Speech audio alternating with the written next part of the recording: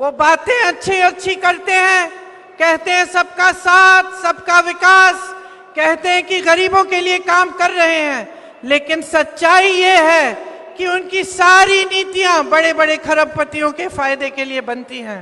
ಇವತ್ತು ನರೇಂದ್ರ ಮೋದಿಜಿ ಅವರು ದೊಡ್ಡ ದೊಡ್ಡ ಘೋಷಣೆಗಳನ್ನ ಕೂಗ್ತಾರೆ, ಎಲ್ಲರ ಮುಂದೆ ಹೇಳ್ತಾರೆ ಸಬ್ಕೆ ಸಾಥ್ ಸಬ್ಕಾ ವಿಕಾಸ್ ಅಂತೇಳಿ, ಎಲ್ಲರ ಜೊತೆ ಎಲ್ಲರನ್ನ ನಾವು ವಿಕಾಸ ಮಾಡ್ತೀವಿ ಅಂತೇಳಿ. ಆದ್ರೆ ಇವತ್ತವರೆಗೂ ಕೂಡ ಸಾರ್ವಜನಿಕರನ್ನ ಯಾರನ್ನೂ ವಿಕಾಸ ಮಾಡಿಲ್ಲ. ನರೇಂದ್ರ ಮೋದಿ ಅವರ ಆಯ್ದ ಕೆಲವೊಬ್ಬ ಸ್ನೇಹಿತರನ್ನ ಅವ್ರು ಮಾತ್ರ ವಿಕಾಸ ಮಾಡಿದ್ದಾರೆ. इसका प्रमाण ये है कि सारा आज देश का कोयला, देश का पावर, बिजली, देश के बंदरगाह, देश के हवाई अड्डे, देश की सड़कें आज सारी की सारी उनके बड़े मित्रों को, खरबपति मित्रों को सौंप दी गई है। ಇವತ್ತಿದ್ರ ನೇರವಾದಂತ ಪರಿಣಾಮ ಏನಂತಂದ್ರೆ, ಈ ದೇಶದಲ್ಲಿರ್ತಕ್ಕಂಥ ವಿಮಾನ ನಿಲ್ದಾಣಗಳು, ಬಂದರುಗಳು, ದೇಶದಲ್ಲಿರ್ತಕ್ಕಂಥ ಹೆದ್ದಾರಿಗಳು, ಈ ದೇಶದಲ್ಲಿರ್ತಕ್ಕಂಥ ಬ್ರಿಡ್ಜ್ಗಳು, ಈ ದೇಶದಲ್ಲಿರ್ತಕ್ಕಂಥ ವಿದ್ಯುತ್ ಸ್ಥಾವರ ಘಟಕಗಳು, ಇವೆಲ್ಲವನ್ನೂ ಕೂಡ ನರೇಂದ್ರ ಮೋದಿ ಅವರ ಆಯ್ದ ಸ್ನೇಹಿತರಿಗೆ ಇವತ್ತವರು ಮಾರ್ಕೊಟ್ಟಿದ್ದಾರೆ. जब ये पूछते हैं कि 70 सालों में कांग्रेस पार्टी ने क्या किया, तो आप सोचिए कि ये सारा कांग्रेस पार्टी ने ही खड़ा किया था।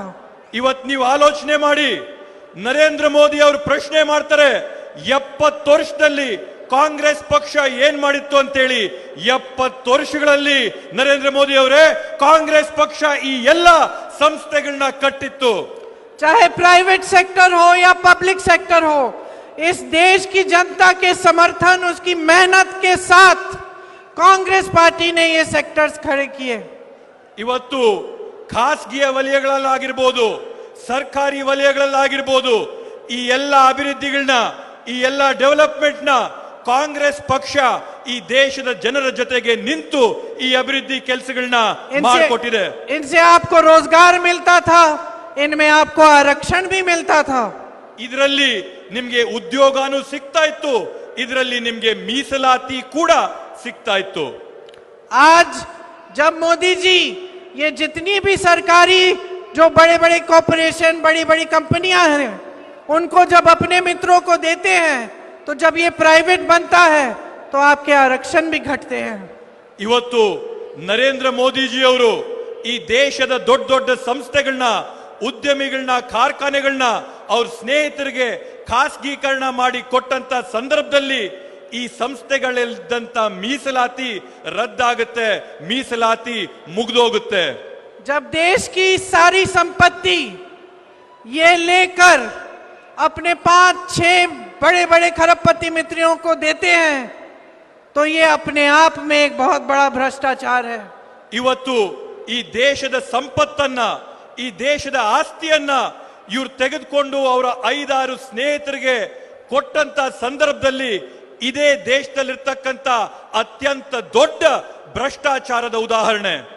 ये सारी संपत्ति, सारा धन आपका है, जो आपकी स्कीमों में, आपके प्रोग्रामों में जाना चाहिए.